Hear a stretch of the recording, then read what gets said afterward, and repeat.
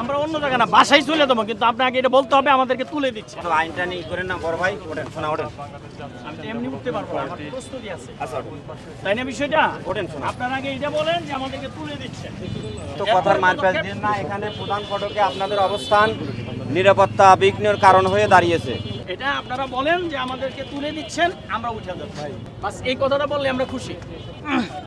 আমাদেরকে ইন্টেনশনালি তুলে দেওয়া হচ্ছে না, কেন তুলে দেওয়া হচ্ছে এটা বলে নাই। এখানে পুলিশ আসছে, এসে আমাদেরকে তুলে দিছে।